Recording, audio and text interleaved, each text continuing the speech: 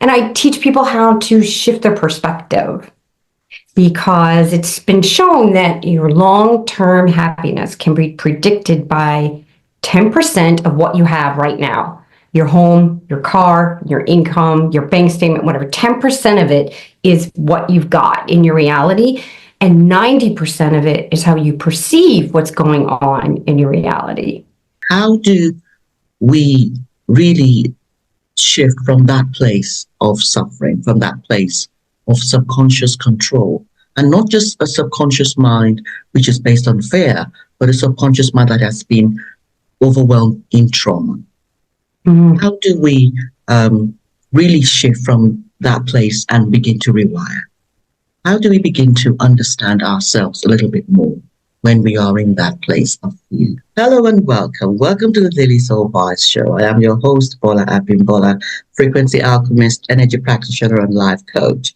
The Daily Soul Bytes show is where we have expert guests who are authors, coaches, and entrepreneurs in the fields of spirituality, psychology, and leadership, who are sharing their insights for the expansion of collective consciousness. And today I have a very special guest, Laurie Rogers. Welcome to the show, Laurie. Thank you, Bola. I'm so thrilled to be here. So nice to have you, Laurie. Thank you. I'll read a bit about your bio before we start. Sure. Laurie is a founder of Rogers Marketing. She's also the president and a multimillion-dollar woman-owned business. For 25 years, she and her team have cultivated client relationships, driving franchise, leading sales, and recognized leadership in her industry. In 2011, Laurie began implementing the practices of positive activity and witnessed exponential growth in business, life, and the lives of those around her. She helps audiences do the same, implementing simple daily activities and mindset shifts. I love that. Thank you so much for being here, Laurie. The funny thing about mindset is that it is something that we all need to really be aware of, because the mind really drives our behavior and everything we do in that day-to-day, whether it's the higher mind or the physical mind. This particular interview will be focusing more on that physical mindset. And this is something that is really unique on Daily Soul Bytes, because we tend to talk a lot about spirituality.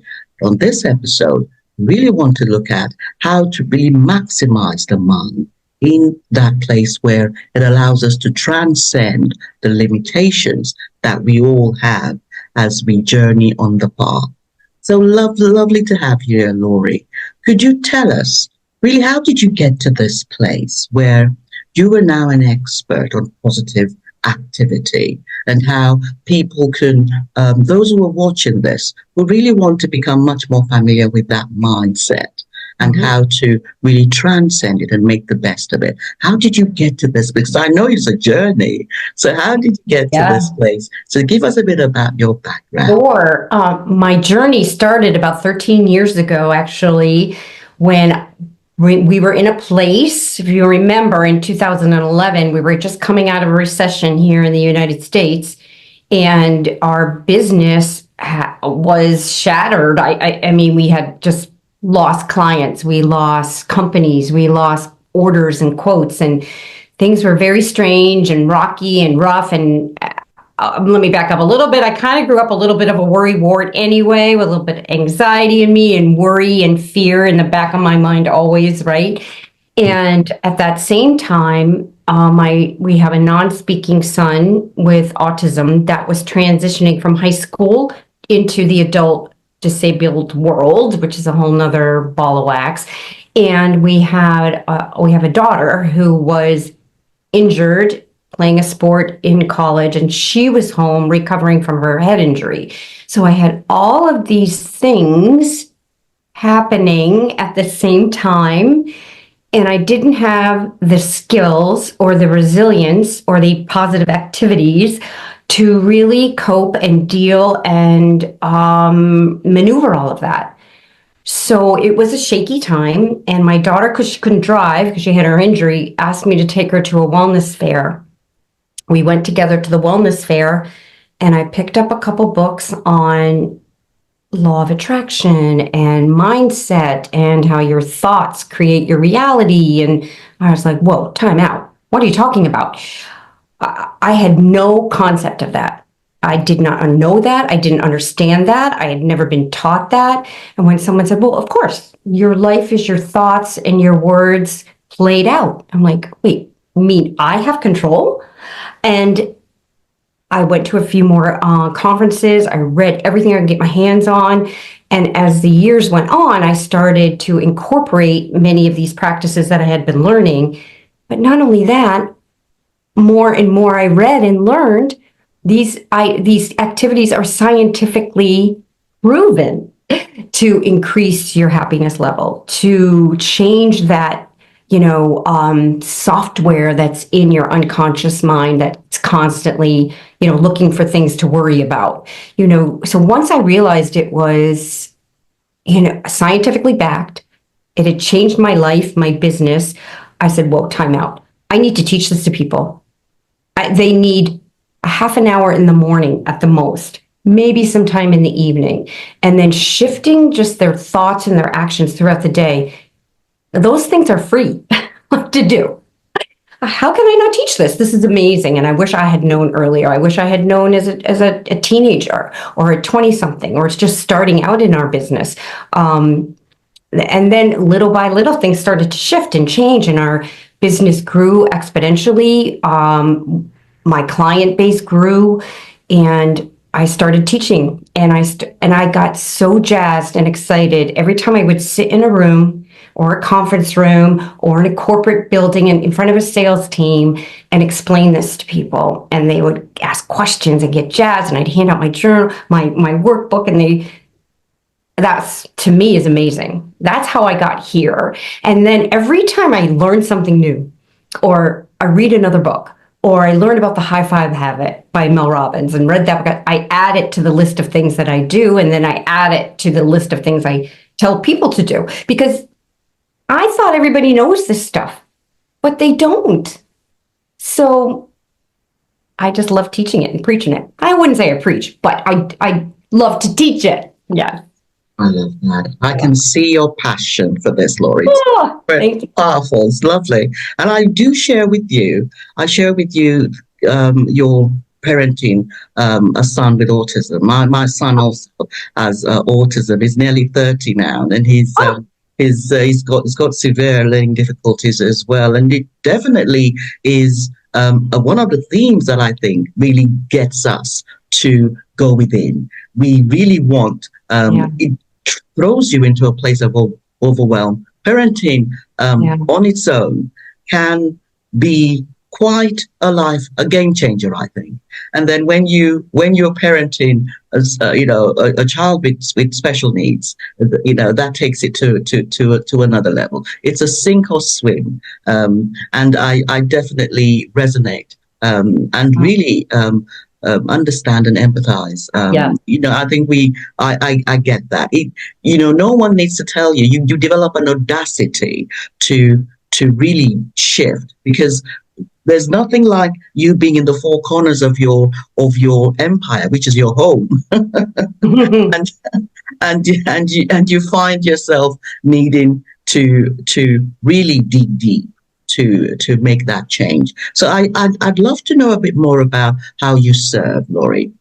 So I love that you definitely love reading, and you have used that expertise to develop that passion, that passion for sharing what you have learned. I also love reading. I started reading books from, my mum was a librarian, so I read books from a very young age. And at the age of 18, there were books on the shelves at home, and I read a book by Ramana Maharishi, which is talking, titled "Who Am I?" And it was talking about the higher self and the physical ego self. And that was really news to me. It was something that I'd never. It's not. You are so right. It's not spoken about anywhere. And you really come into it. And then you sometimes do meet a group, you do find a tribe that seems to resonate with it, but it's still not, even as we speak, not a majority phenomena where everyone is kind of It's about finding your tribe and having that personal recognition or acceptance of what we need. So tell us how do you serve with what you now know?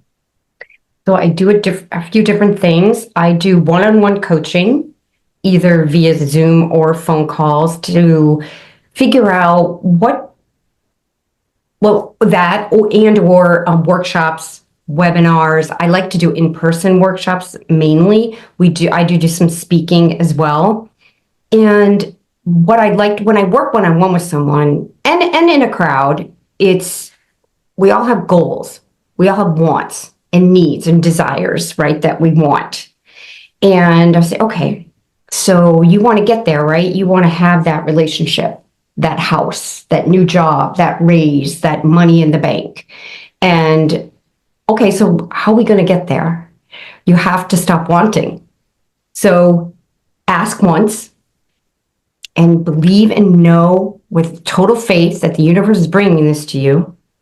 And then stop saying, oh, I'm never going to get that job. Oh, they're never going to hire me. Oh my gosh, I'm never going to get the raise. So when you keep saying those negative things, those negative thoughts, those negative words, guess what? That's what you're getting. That's what your brain is matching to. So your subconscious brain wants to match your outside world to your inside world, or your inside world to your outside world, right? So your subconscious mind is saying, oh, so she's in wanting. She wants that. Well, I'm going to let her keep wanting that. And so what I do is I do help people realize, okay, so you're saying these negative things. Let's tick that and let's change that to I am the vice president of marketing, and shift those thoughts, those words that you say to something that's not, your ego isn't going to kick out, right? So something that you can feel comfortable with and believe, put it on a sticky note, and that's what you put up on your board every day, or that's what's in your mirror every day.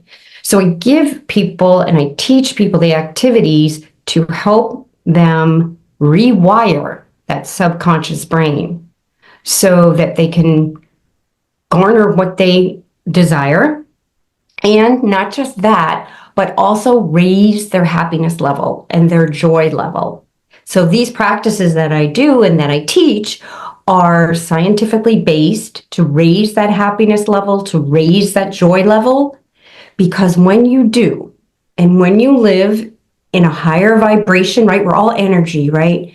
So when your energy is higher and vibrating and light and ease, those thoughts, the ideas that come to you, just the thoughts and ideas come.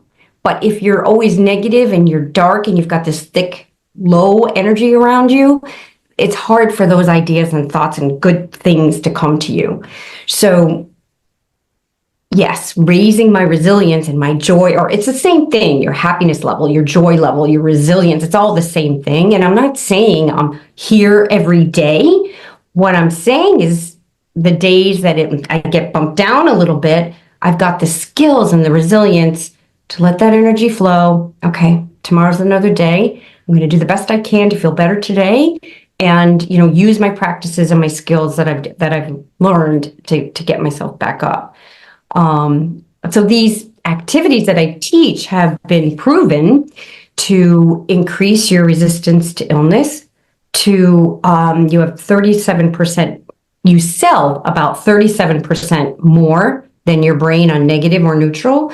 You're 19% more productive. Down on the line, the children that have been researched have higher test scores, SAT scores, ACT scores. I don't even know if they use those tests anymore, but they're tests that they use for college entrance.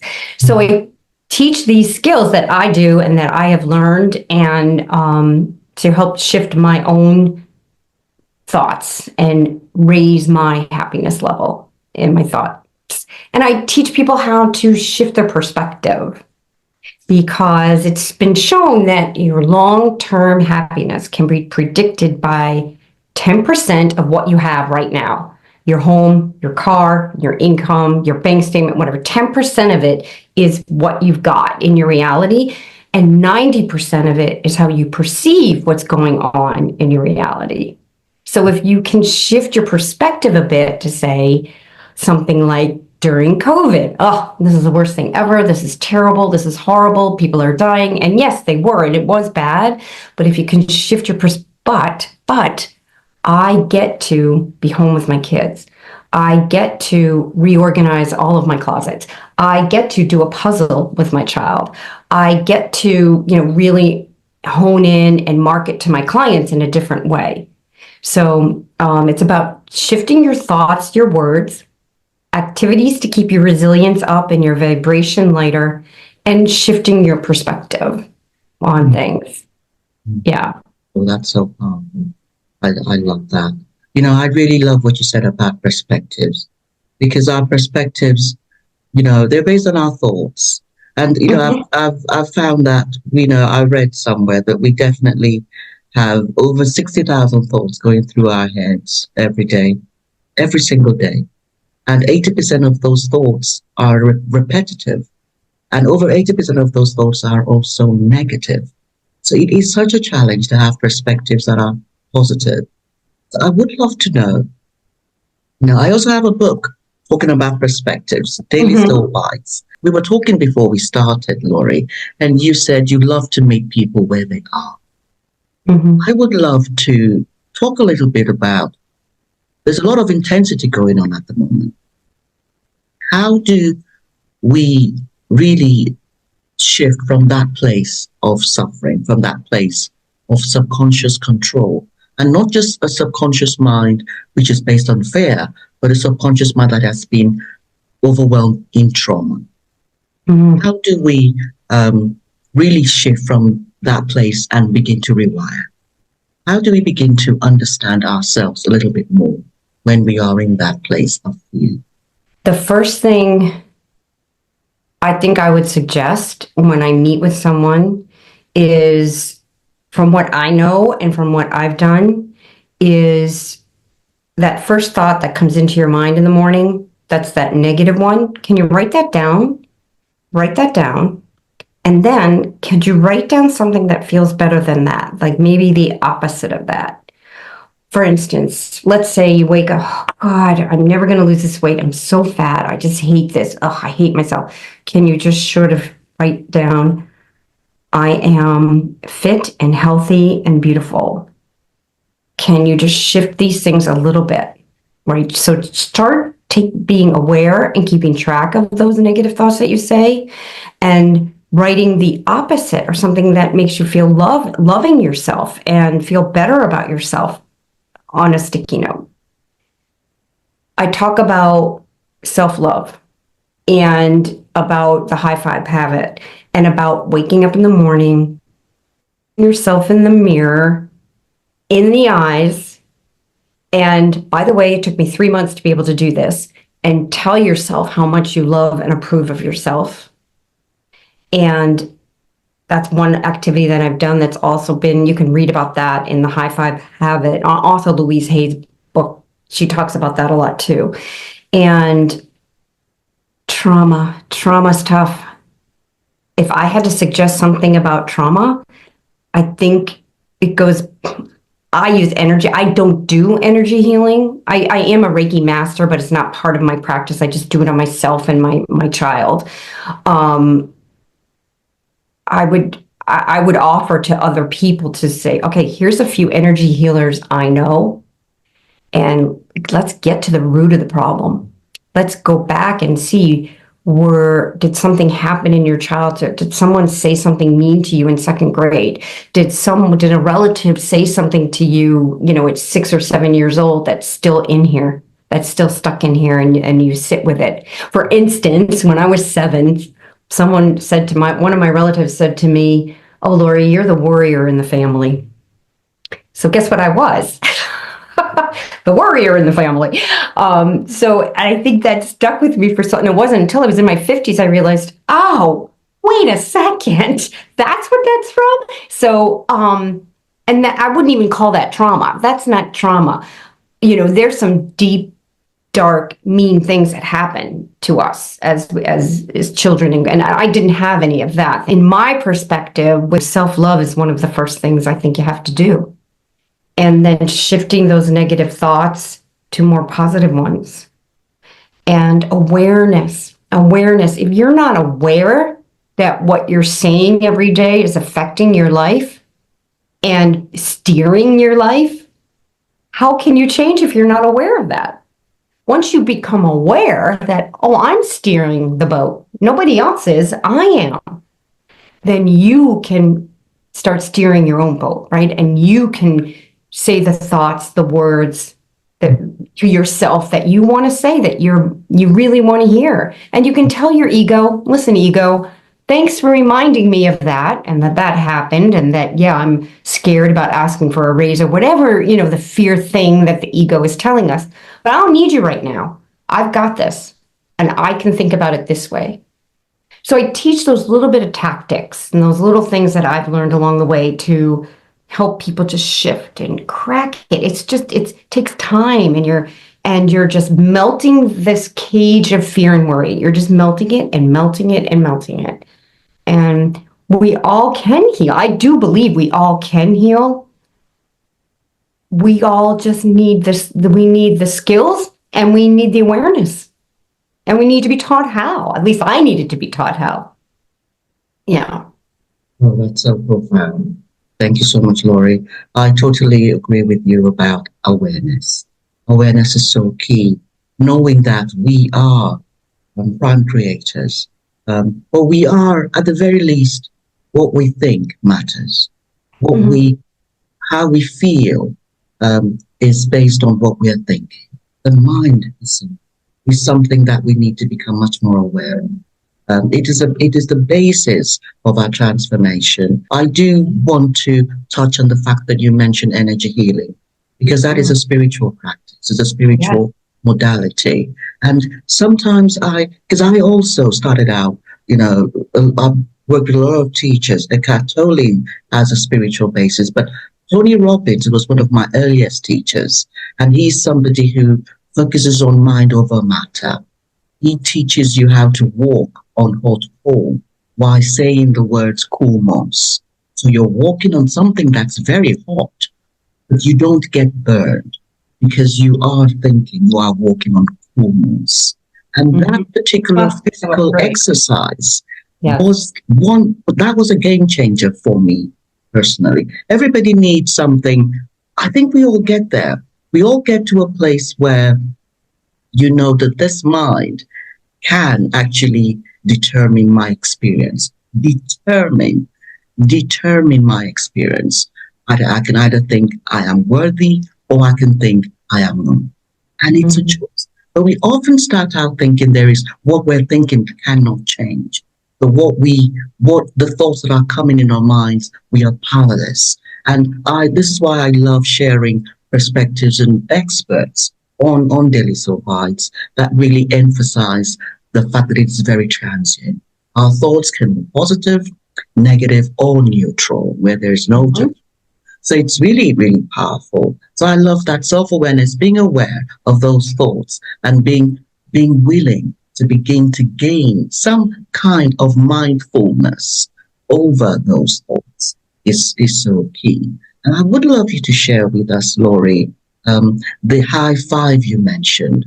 What is that as a modality? So Mel Robbins wrote a book called The High Five Habit.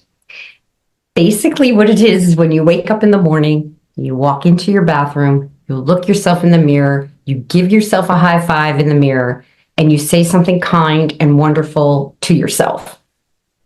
And a whole book on that activity. It's pretty funny. It's amazing. So I started doing that, and it just sets you up in this positive mindset for the day. It may be the only nice thing you hear all day. Who knows? I mean, I hope it's not, but it might be like something nice to yourself. And it has been researched and science-based to show how it's improved education in children and all these other cool things that it does for you. So it's a simple little practice of just high-fiving yourself in the mirror. we sometimes develop relationships with everybody else but ourselves. So it's really powerful to start the day loving self and giving ourselves that word, that sense of worth, because those personality constructs within us need to really begin to feel safe, loved, and secure. They, and these, we all have personality constructs, and these constructs are all going through their ups and downs. And the more they can be supported with love, the better. Because we think we have one identity, but I think we do. We do have so many identity codes. I call them that we need to come to high five. It would be important to develop that love of those different selves within us.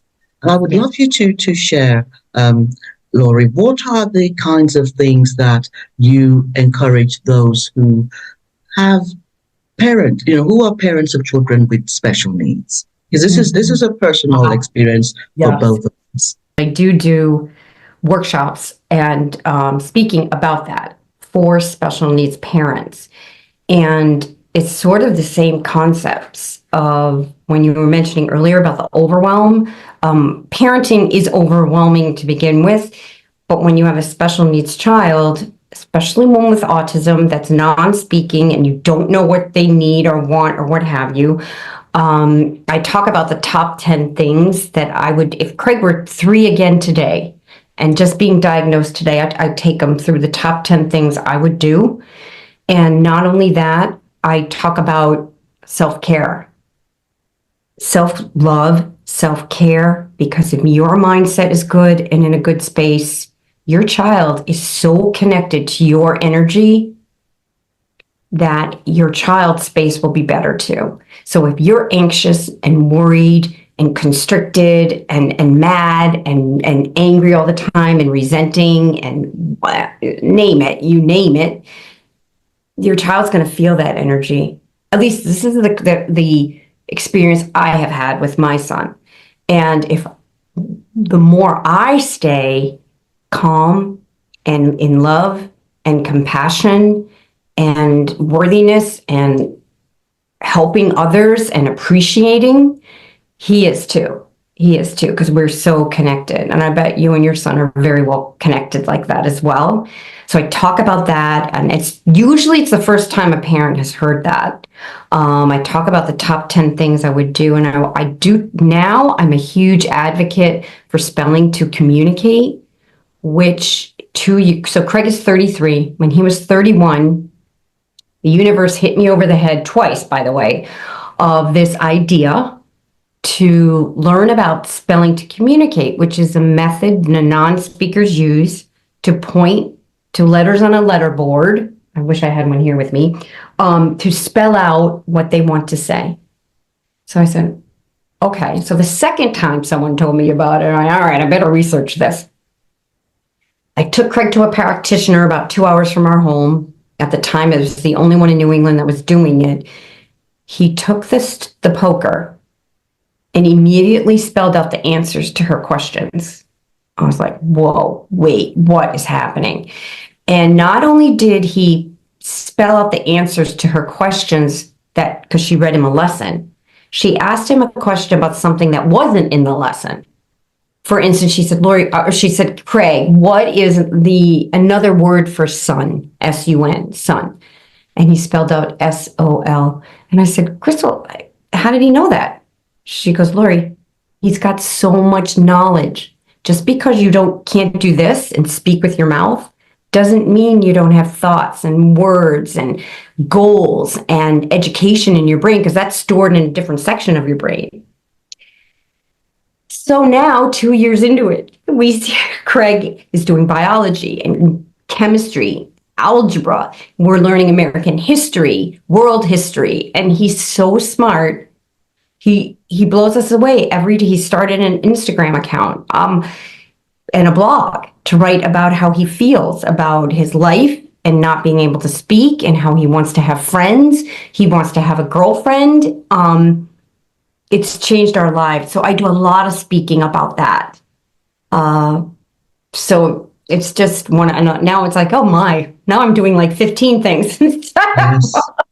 But I feel like I shout it from the rooftops that, my gosh, if you have a non-speaking child, presume competence, presume they understand what you're saying, presume they are smart and brilliant and intelligent.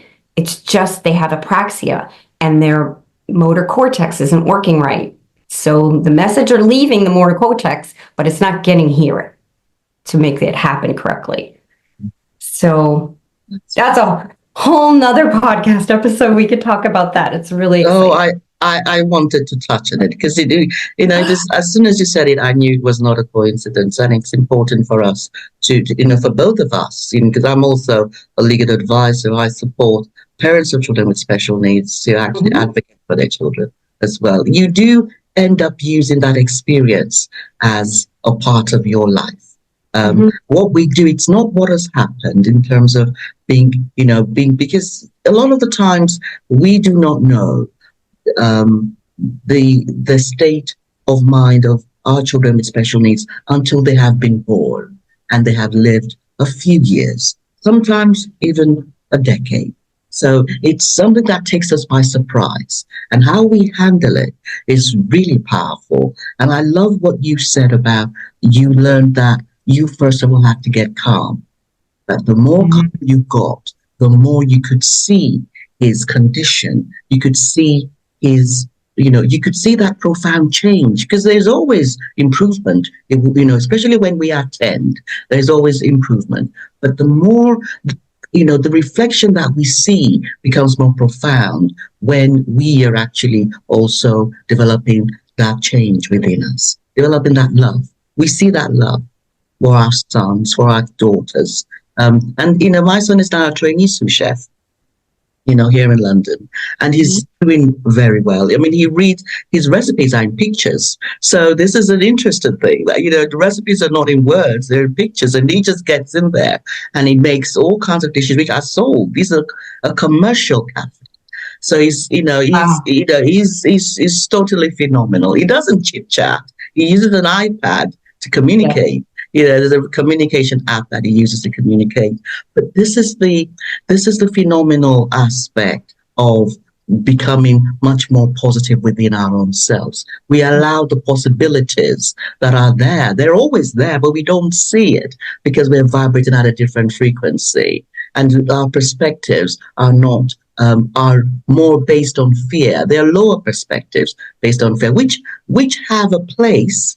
They have a place in allowing us to go deeper, because if everything is hunky-dory, we sometimes do not really release some of those limitations within us. And we can climb even higher when we release those limitations. So the lower perspectives, which is what I talk about in Daily Soul Bytes, the lower perspectives which are based on fear are there for a purpose. And then you also have the higher perspectives which are based on love and faith and trust. They also are there to give us that fulfilling, living heaven on earth, if you know what I mean. So that's really powerful.